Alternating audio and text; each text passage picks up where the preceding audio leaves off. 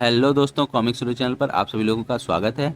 हमारी आज की कॉमिक्स है मनोज कॉमिक्स की पेशकश नीली घाटी के प्रेत का पार्ट 2। तो चलिए शुरू करते हैं। जब फेंग की बेहोशी टूटी तो वह एक विशाल वृक्ष की शाखाओं में उलझा हुआ था और चारों ओर रात का अंधेरा फैला था। होश में आते ही सबसे पहले फेंग को अपने भाले का ध्यान आया, किंतु अरे भाला कहाँ गया? उफ, अब क्या होगा? बदहवास होकर फेंग ने अपना लबादा टटोला। खुरपियों को तो देखूं, उन्हें तो प्रेत ने नहीं निकाल लिया।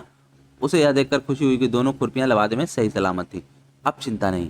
फेंग का पूरा शरीर उस विशाल वृक्ष की डालियों और टहनियों में बुरी तरह उलझा हुआ था। साथ की एक शाख पकड़कर उसने स्वयं को उनसे छुड़ाया। फिर इत्मीनान से शाख पर बैठे फेंग ने नीचे देखा तो कांप उठा। हे भगवान, कहाँ फंसा? जिस वृक्ष पर वह बैठा था जमीन से वह लगभग 100 मीटर ऊंचा था। उसके तने से अद्भुत प्रकाश फूट रहा था और उस प्रकाश में बैठे थे बड़े बड़े गिरगिट जैसे ढेरों जानवर, कांटेदार पूंछों वाले। लाल आंखों से वे सब फेंग की ओर घूर रहे थे, जीभें लपलपा रहे थे। मर गए। फेंग को होश में आया देख वे अजीब अजीब सी आवाजें करने लगे, उछलने लगे जैसे फेंग को पकड़ना चाहते हो। शायद मुझे ही खाएंगे। एक गिरगिट ने अपनी लंबी जीभ रस्सी की तरह आकाश में उछाल दी। शुक्र था कि वह फेंग तक नहीं पहुंची। बचाओ बचाओ! फेंग ध्यान से उन गिरगिटों की हरकतें देखता रहा। जब उसे पूरा विश्वास हो गया कि वे उस तक नहीं पहुंच पाएंगे तो उसने रात वृक्ष पर ही काटने का निश्चय किया। उसने लवादे से स्वयं की उस डाल पर बांधने की सोची ताकि वह नीचे ना गिर पड़े।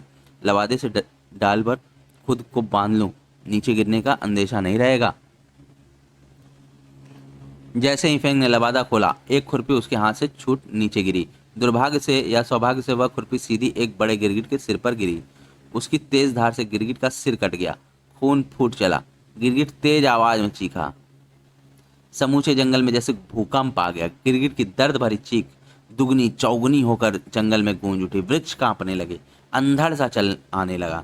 हाँ, और तभी एक चमत्कार हुआ। दूर दूर तक फैले वृक्षों के तने एक विचित्र चमक से भर उठे। चारों दिशाओं से छोटे बड़े बच्चे बूढ़े गिरगिट उछलते कूदते उस ओर आने लगे। हड़बड़ाहट में फेंग के हाथ से लबादे का एक सिरा छूट गया। लबादा हवा में लहराता हुआ कुछ दूर खड़े वृक्ष की शाखाओं में उलझ गया। चीख पुकार सुन कर आए छोटे गिरगिट तेजी के साथ फेंग वाले वृक्ष पर चढ़ने लगे तो फेंग घबरा गया। बचने का अब एक ही उपाय है, इस लबादे के सहारे दूसरे वृक्ष पर पहुंच जाऊं। दो वृक्षों के बीच झूला सा झूलते लबादे को पकड़कर वह दूसरे वृक्ष की ओर जाने लगा। तभी उसने देखा एक विशालकाय हाथी पर सवार एक लाल गिरगिट वहां आया। उसके सिर पर चमकदार मुकुट था। सारे गिरगिटों ने उसको सरदा ससम्मान रास्ता दिया। महाराज महाराज! लाल गिरगिट ने जमीन पर उतरकर फेंग की ओर देखा। तब तक फेंग लबादे की आधी दूरी पार कर चुका था, तय कर चुका था। लाल गिरगिट के देखते ही तेज हवा चलने लगी। लबादे का झूला हिलोरे लेने लगा। फेंग ने उसे मजबूती से पकड़ लिया। अब उसका आगे बढ़ना कठिन हो गया था। यह कौन हो सकता है? शायद राजा? अचानक हवा का एक तेज झोंका आया। फेंग के हाथों से लबादा छूट गया और वह लाल गिरगिट के हाथी की पीठ पर जा गिरा।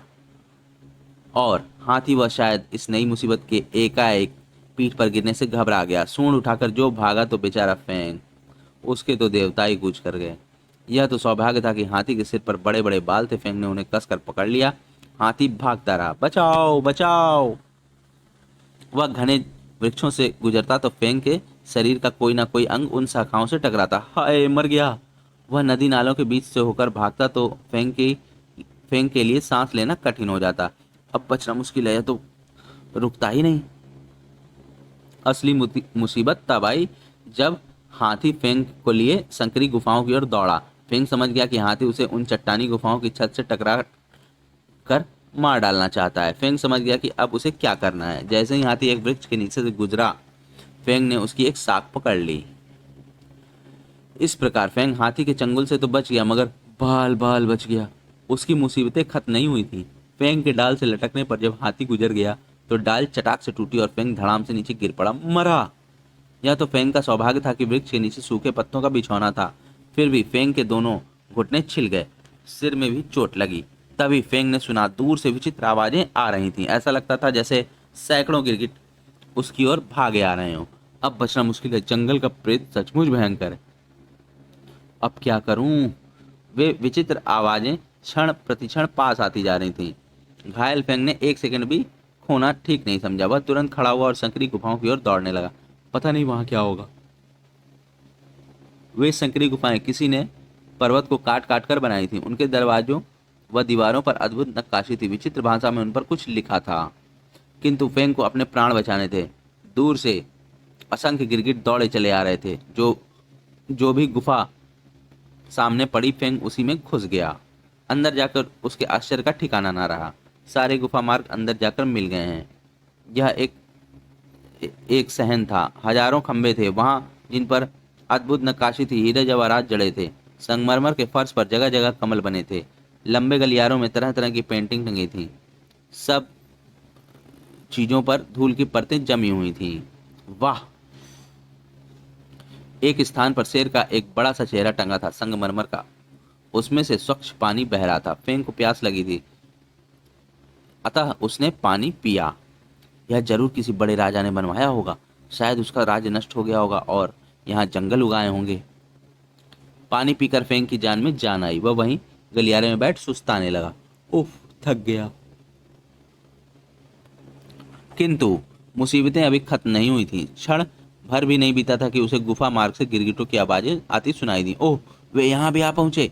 फेंग उठ खड़ा हुआ, गलियारे में आगे भागने लगा। गिरगिटों की आवाजें बराबर उसका पीछा कर रही थी। लगता है नहीं बचूंगा, ये मुझे पकड़कर मार ही डालेंगे। तभी उसकी दृष्टि गलियारे के छोर पर स्थित एक सुनहरे दरवाजे पर पड़ी। पास जाकर फेंग ने दरवाजे को धकेला तो वह खुल गया। शुक्र है, अब देखूंगा उन्हें। फेंग दरवाजे को पार कर अंदर घुस गया। अंदर जाकर उसने जैसे ही दरवाजा बंद किया, चौंक पड़ा। वह एक बेहद सुंदर मंदिर में खड़ा था। सामने ऊंची वेदी थी। उस पर लंबी लंबी तेज धार वाली घास उगी थी। वेदी के नीचे किसी साधु का शव पड़ा था, एकदम ताजा लगता था। फेंग को यह देखकर और भी आश्चर्य हुआ कि वेदी पर उगी घास के बीचों बीच से तेज प्रकाश फूट रहा था। उस प्रकाश में मंदिर की दीवारों पर हीरे मोती जड़े सोने चांदी की पच्ची कारी जगमगा रही थी। सब पर धूल जमी थी। भौचक्के से फेंग ने एक बार दरवाजे की ओर देखा तो वहां शांति थी। शायद वे चले गए। फिर दबे कदमों से फेंग धरती पर चित्त पड़े साधु के शव के पास पहुंचा। उसे हाथ लगाया तो आश्चर्य, शरीर में गर्मी बाकी है। मरे हुए शायद थोड़ा समय हुआ है, मगर इस पर जमी धूल देखने से तो लगता है कि इसे बरसों हो गए मरे हुए। देर तक वह गुमसुम बैठा मंदिर का जायजा लेता रहा। फिर कुछ सोच कर उठा। वेदी के पास जाकर उसने देखना चाहा कि इतनी तेज रोशनी कहाँ से आ रही है, मगर घास, ओह, बड़ी पैनी है। इसे हटाए बगैर प्रकाश का स्रोत जान पाना संभव नहीं। फेंग सोचता रहा। उसे ऐसा लग रहा था जैसे उस प्रकाश और साधु के मृत शरीर में कुछ न कुछ संबंध जरूर है। अचानक उसकी दृष्टि वेदी के ठीक ऊपर लटके एक विशाल घंटे पर पड़ी। वह बुरी तरह चौंक उठा। वह घंटा एक बार दिखाई देता था और एक बार अदृश्य हो जाता था। फेंग के लिए यह एक नई मुसीबत थी। विचित्र मंदिर है, घंटा है, पुजारी है, मगर देव मूर्ति नहीं। घंटा भी विचित्र है। कहीं यह भी तो प्रेत का चक्कर नहीं। अब तो मौत निश्चित है, मगर मरने से पहले इस प्रेत को भी छठी का दूध याद दिला दूंगा। सबको मार काट कर रख दूंगा। क्रोध से पैर पटकते हुए फेंग ने अपने कपड़ों से इकलौती खुरपी निकाली। पागलों की तरह वह वेदी पर उगी लंबी पैनी धार वाली घास को काटने लगा। खुरपी तेज थी। घास के बंडल एक एक वार में कटकर वेदी से नीचे गिरने लगे। मार डालूंगा, काट डालूंगा। देखते ही देखते फेंग ने वेदी पर उगी घास काट गिराई। घास कटते ही मंदिर तेज प्रकाश से भर उठा। फेंग ने देखा वेदी के बीचों बीच हीरे जैसे चमकने वाले पत्थर से बना एक छोटा सा शिवलिंग था। शिवलिंग को देख फेंग रोमांचित हो उठा। दोनों हाथ श्रद्धा से जोड़ उसने सिर झुकाया। मुझे शक्ति दो प्रभु। फिर वह वेदी पर चढ़कर पूरी शक्ति से उस विशाल घंटे को बजाने लगा। शिव शिव, रक्षा करो भगवान। तभी जैसे चमत्कार हुआ, घंटे के बजते ही मरा हुआ साधु जीवित होकर उठ बैठा। प्रेत, हे शिव, जय शिव। फेंग ने साधु को प्रेत समझ मारना चाहा ही था कि ठहरो फेंग, मैं प्रेत नहीं हूं, झूठ बोलते हो। इत्मीनान से बैठकर मेरी बात सुनो। ना यहाँ जंगल था, ना प्रेत और ना ही ये विचित्र पशु। बड़ी लंबी कहानी है यह, सुनाओ। साधु कहने लगा। बहुत दिन पहले नीली घाटी के इस हिस्से में गुरोंग नाम का राजा राज्य करता था। वह बड़ा ही शक्तिशाली था, शिव का परम भक्त था। प्रजा सुखी थी, अपार धन था राजा के पास। एक दिन गुरोंग के राज दरबार में एक साधु आया। वह मैं ही था। नीली घाटी में आपका स्वागत है महात्मन। आयुष्मान हो राजन। मुझे स्वप्न में भगवान शंकर ने एक आदेश दिया है राजन। कौन सा महात्मन?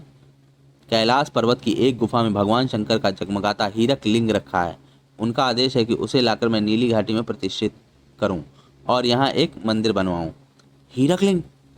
दुर्लभ हीरे से बना लगभग 3 इंच का यह दुर्लभ शिवलिंग जिस राज्य में पूजा जाता है वहाँ कभी अकाल नहीं पड़ता, वहाँ का राज्य कभी भी नहीं हारता, वहाँ अकाल मृत्यु से कोई नहीं मरता। गुरुंग ने मेरी हर संभव सहायता करने का वचन दिया।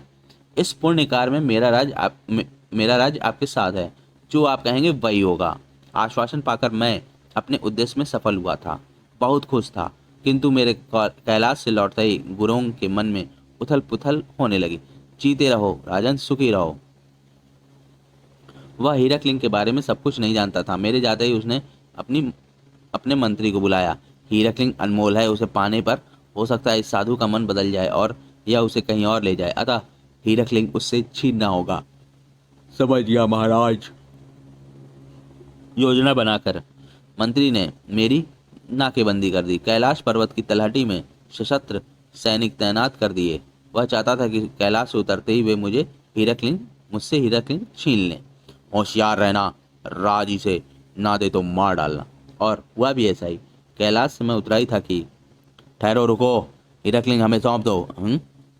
हमारे राजा खुद इसे मंदिर में स्थापित करेंगे, जल्दी करो वरना।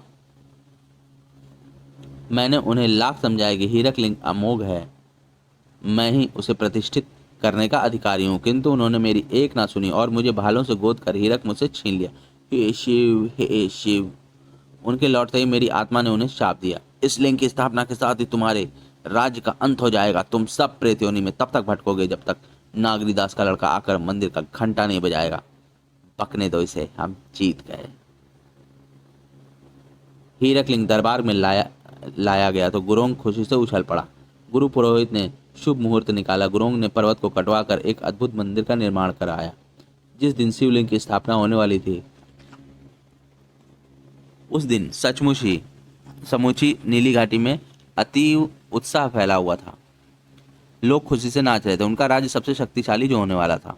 फूल पत्तियों से सजे उस भव्य मंदिर में हीरकलिंग की स्थापना वेद मंत्रों से शुरू हुई।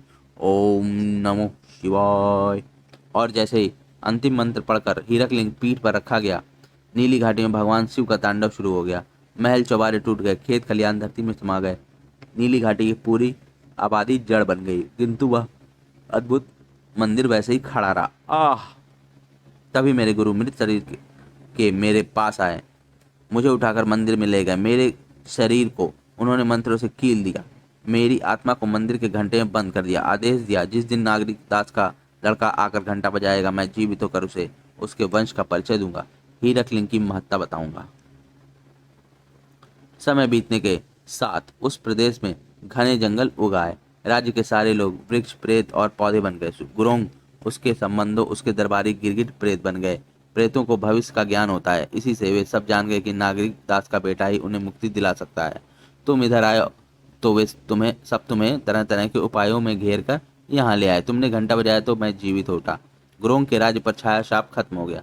तुम नागरी दास के बेटे हो या राजस्थान का एक धर्मात्मा सेठ था? मैं नहीं, मैं तो तेंग का लड़का हूँ। शाप से मुक्त होकर गुरोंग की प्रजा यहाँ आ पहुंची। अब मैं जाता हूँ। कल तुम मुझे कैलाश की तलहटी में मिलो, मैं बताऊंगा कि तुम कौन हो और तुम्हें तेंग और फियांचू कैसे मिलेंगे। तभी मंदिर के बाहर से जय जयकार की तेज आवाजें सुनाई पड़ी। अरे, वह अदृश्य हो गया। कौन था वह? मुझे कल कैलाश की तलहटी में आने को कह गया है।